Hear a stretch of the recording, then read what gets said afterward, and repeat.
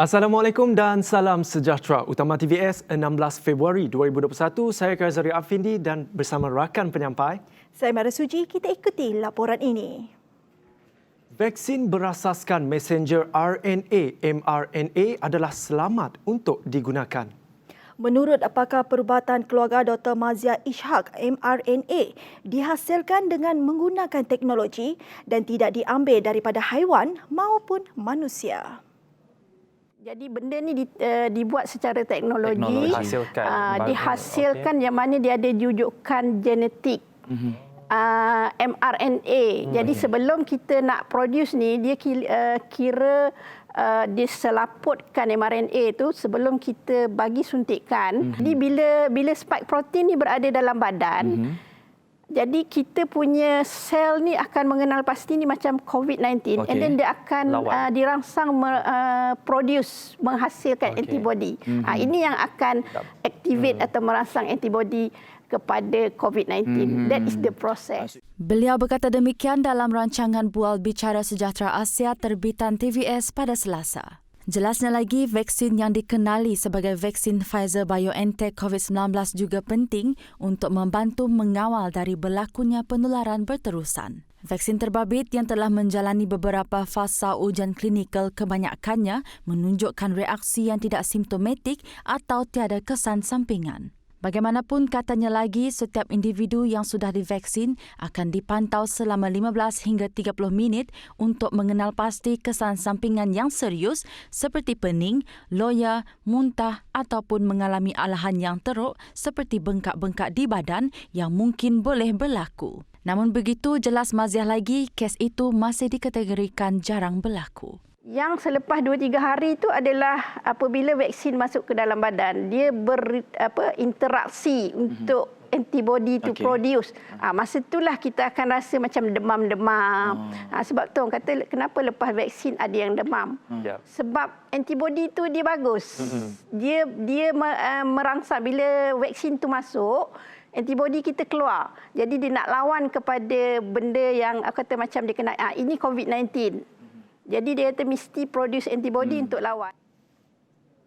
Vaksin COVID-19 jenis Pfizer-BioNTech akan tiba di Malaysia pada Ahad.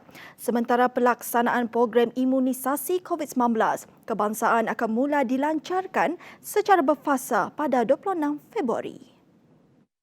Kata Perdana Menteri Tan Sri Muhyiddin Yassin, beliau akan menerima suntikan vaksin itu pada hari pertama pelaksanaan program berkenaan bersama-sama petugas barisan hadapan. Ketika melancarkan buku panduan program imunisasi COVID-19 kebangsaan, Perdana Menteri menambah fasa pertama program itu akan melibatkan petugas barisan hadapan sehingga April, diikuti fasa kedua bermula April sehingga Ogos melibatkan kumpulan yang berisiko tinggi. Fasa ketiga pula akan melibatkan golongan dewasa berumur 18 tahun ke atas bermula Mei tahun ini hingga Februari 2022. Kata Muhyiddin lagi, program imunisasi menyeluruh ini adalah untuk memastikan imuniti kelompok dapat dibentuk di dalam komuniti untuk memutuskan rantaian penularan jangkitan COVID-19 sekaligus diharap dapat menamatkan pandemik COVID-19. Ringkasnya, vaksinasi amat penting untuk kita melindungi bukan saja diri sendiri tetapi juga yang tersayang, iaitu ahli keluarga, rakan kerja, jiran sekeliling dan seluruh komuniti. Inilah juga maksud slogan program imunisasi COVID-19 kebangsaan yang saya perkenalkan secara rasmi hari ini, iaitu lindung diri, lindung semua. Apabila semua orang telah dilindungi dan program imunisasi COVID-19 kebangsaan ini berjaya dilaksanakan, ia akan memberikan impak positif termasuk membolehkan sektor ekonomi dan pelancongan kembali dibuka.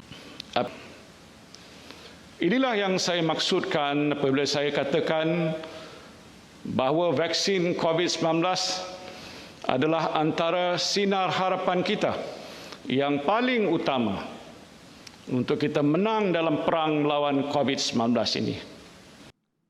Ketika masih ada yang sangsi untuk mengikuti program imunisasi COVID-19, para barisan hadapan yang bakal menjadi penerima pertama bersemangat untuk melakukannya tanpa ragu.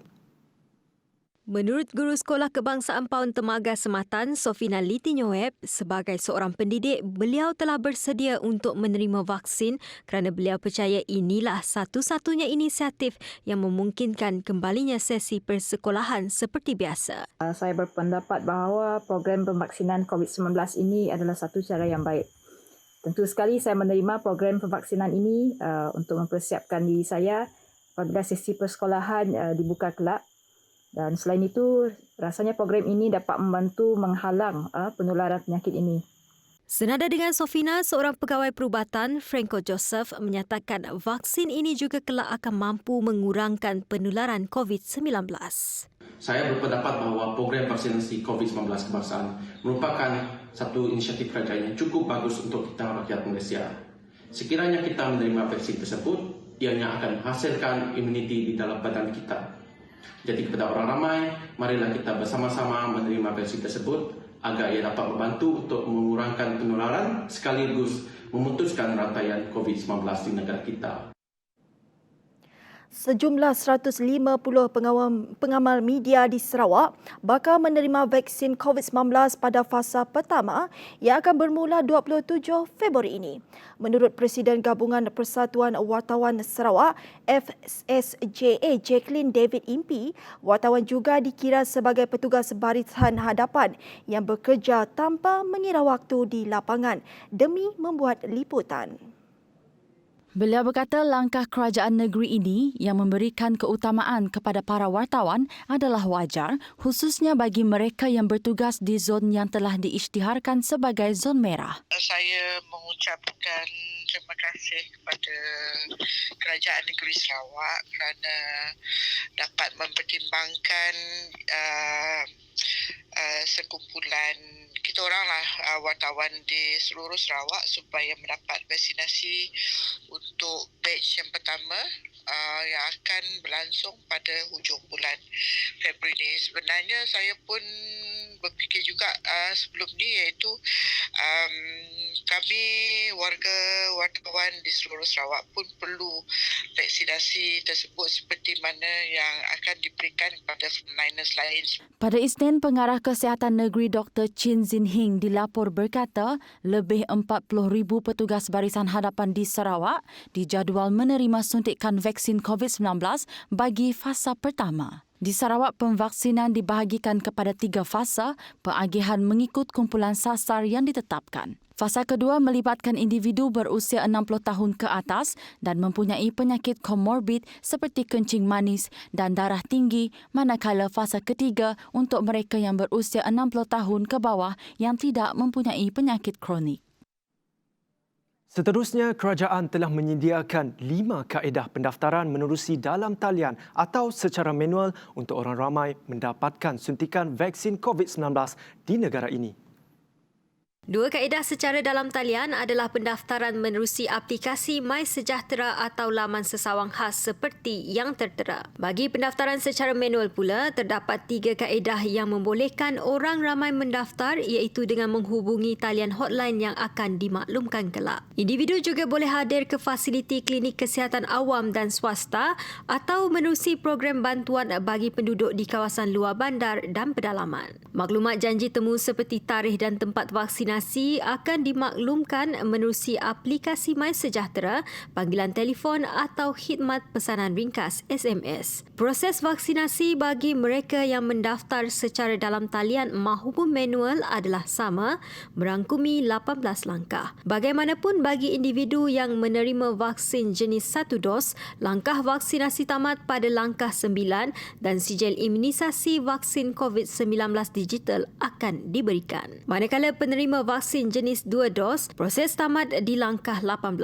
Sementara itu, menurut Menteri Sains, Teknologi dan Inovasi Khairi Jamaluddin, sebanyak 312,390 dos vaksin Pfizer BioNTech COVID-19 akan diterima dalam penghantaran pertama ke Malaysia pada 21 Februari depan. Vaksin berkenaan akan diterbangkan dengan penerbangan Mascargo ke lapangan terbang antarabangsa Kuala Lumpur KLIA dan ia akan diasingkan sebelum dihantar ke pelbagai tempat penyimpanan vaksin di seluruh negara.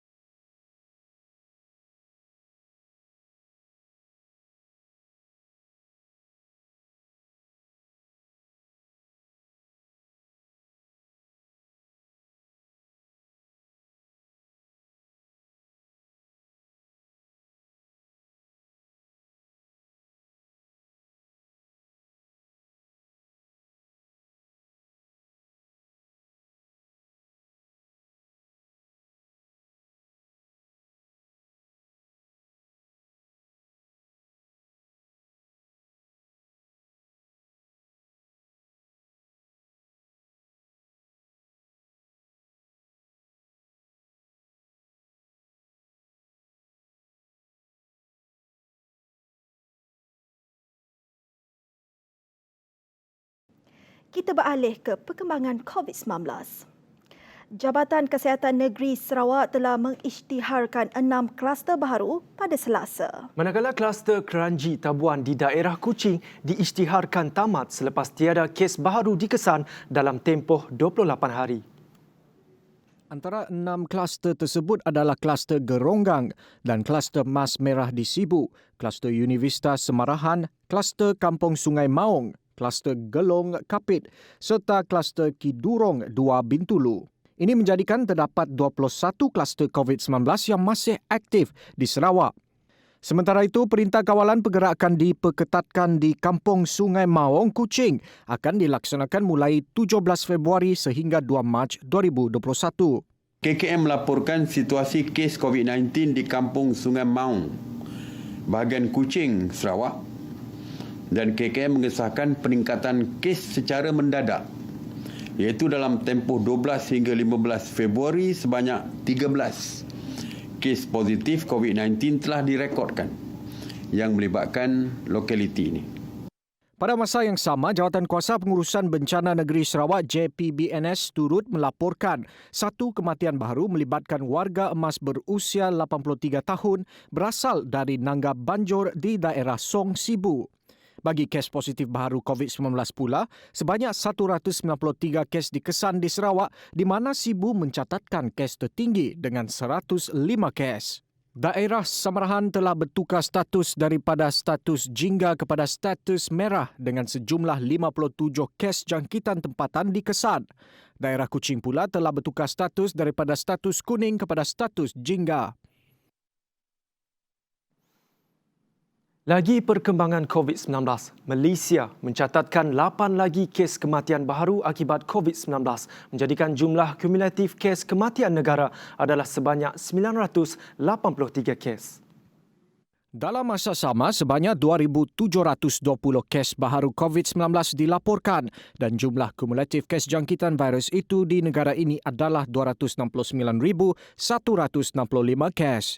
Ketua Pengarah Kesihatan Tan Sri Dr. Noor Hisham Abdullah berkata, kesemua kes baharu itu melibatkan kes tempatan. Tiada sebarang kes import direkodkan dalam tempoh 24 jam. Pada Selasa juga, seramai 5,718 pesakit sembuh dan dibenarkan pulang. Ini menjadikan jumlah pesakit yang sembuh mengatasi angka jangkitan baharu. Kementerian Kesihatan turut memaklumkan terdapat 19 kluster baharu dikenal pasti.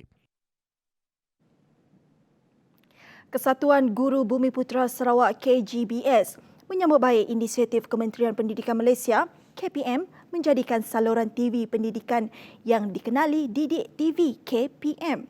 Dilancarkan pada 17 Februari 2021, Saluran ini akan bersiaran dari jam 7.30 pagi hingga 12.30 malam setiap hari. Presidennya Ahmad Mali berkata, dengan penjadualan sedemikian, KGBS yakin para pelajar akan dapat mengakses saluran itu mengikut jadual yang ditetapkan. Oleh kerana program ini merupakan produk KPM yang terkini, KGBS mengharapkan semua murid dapat memanfaatkan saluran ini dengan terbaik demi kepentingan pendidikan masing-masing. KGBS mengucapkan terima kasih kepada KPM, khususnya Yang Berhormat Menteri Kanan Pendidikan atas inisiatif yang bermakna ini. Semoga inisiatif ini bermanfaat kepada semua pihak dalam kita mendepani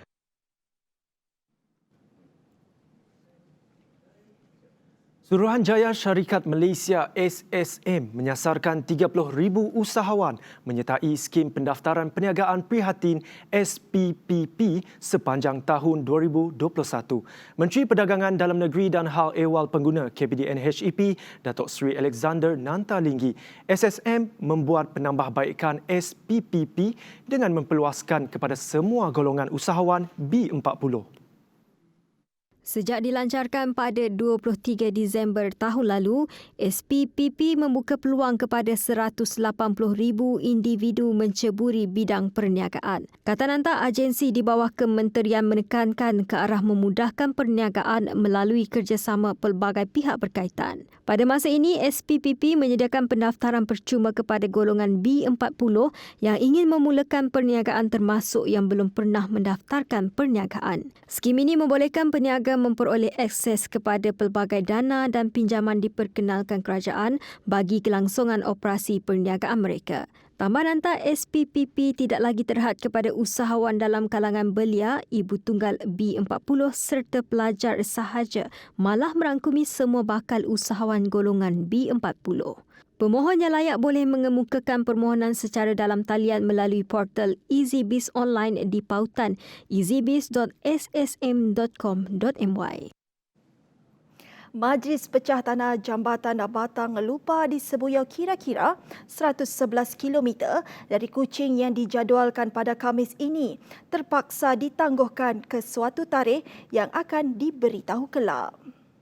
Menurut Jabatan Kerja Raya JKR Sarawak, penangguhan majlis berkenaan adalah sebagai langkah awal mengatasi situasi semasa penularan jangkitan COVID-19 serta mematuhi garis panduan yang telah ditetapkan oleh Jawatankuasa Pengurusan Bencana Negeri JPBN Sarawak. Apabila siap kelak, jambatan bernilai RM848 juta itu akan menggantikan perkhidmatan feri bagi menyeberangi Sungai Batang Lupar dari Sebuyau ke Trisok. Kos asal projek itu dianggarkan RM1 bilion namun berjaya dikurangkan kepada RM848 juta dan dibiayai sepenuhnya oleh kerajaan negeri. Menteri Muda Infrastruktur dan Pembangunan Sarawak Datuk Julaihi Narawi sebelum ini berkata, jambatan sepanjang 7 km itu bakal menjadi jambatan sungai terpanjang di Malaysia. Seterusnya, penduduk di sekitar kawasan tanah runtuh yang berlaku di Taman Buloh, kilometer 5 Jalan Bukit Goram, Kapit, disarankan mengguna jalan alternatif. Ia bagi mengelakkan kejadian tidak diingini berlaku. Menurut Ketua Balai Bomba dan Penyelamat Kapit, Irwandi Tugor, pihaknya telah memasang kanvas dan sawar-sawar sementara menunggu ia dibaiki. Pihak pejabat daerah dan juga YB telah bersetujulah untuk memasukkan pembaikan kepada tanah runtuh ni dalam RTP tahun 2021. Jadi mungkin disebabkan oleh peralihan tahun. Jadi benda itu masih dalam orang cakap tengah diusahakan untuk pembaikan itulah. Jadi pada 16 Februari 2021 lah, iaitu hari ini. Jadi kami telah mendapat arahan daripada pejabat daerah lah untuk membantu memasang kanvas bagi menahan hujan lah, untuk mengelakkan daripada tanah itu terus mengalami susut. Tambahnya, hanya 8 unit rumah yang terjejas akibat tanah runtuh ini. Saranan untuk menggunakan jalan alternatif dikeluarkan oleh pihaknya kerana jalan tersebut tidak dapat dilalui oleh kenderaan. Terima kasih kerana masih setia dengan Utama TVS. Seterusnya, Pos Malaysia Berhad memperkenalkan platform insurans dalam talian baharu yang membolehkan para pelanggan memperbaharui insurans kenderaan bermotor mereka pada bila-bila masa menerusi aplikasi mudah alih Pos Malaysia.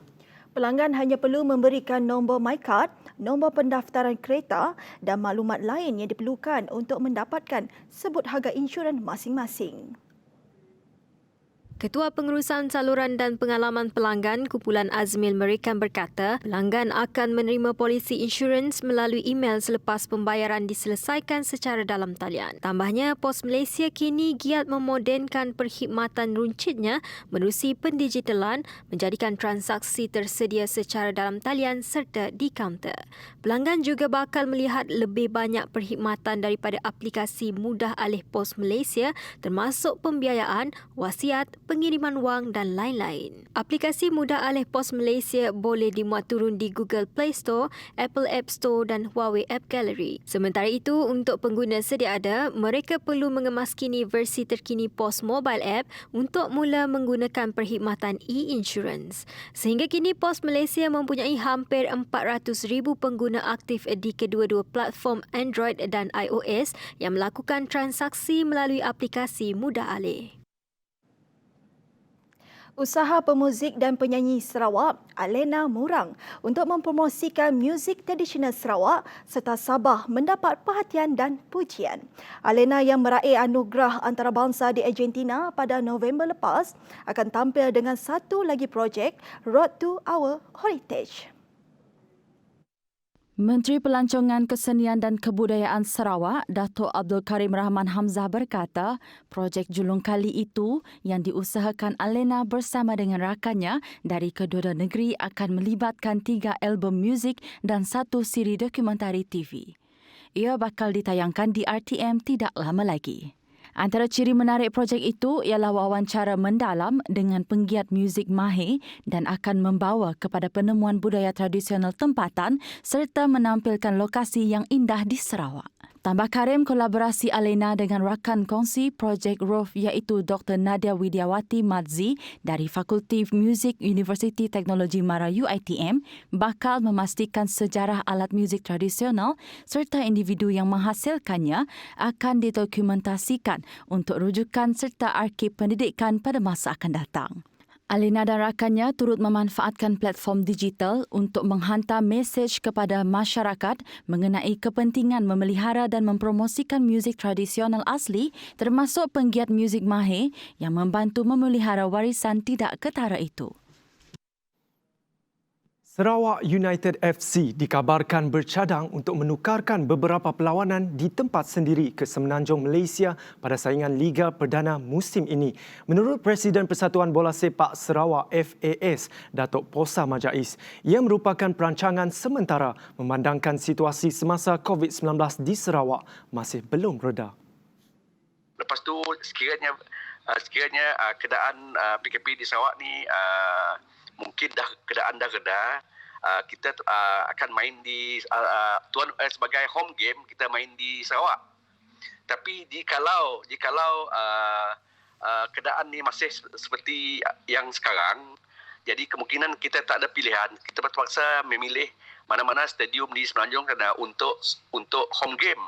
Tambah Posa, keputusan berbuat demikian dituntut bagi mengelakkan setiap pasukan yang bertandang ke Sarawak dari menjalani kuarantin wajib 14 hari seperti yang telah ditetapkan oleh Kerajaan Sarawak. Walau bagaimanapun, pihaknya akan merujuk kembali kepada jadual perlawanan sebelum membuat sebarang keputusan. Musim lalu Sarawak United sekadar berpuas hati di kedudukan ke-10 Liga Perdana dengan pungutan 11 mata.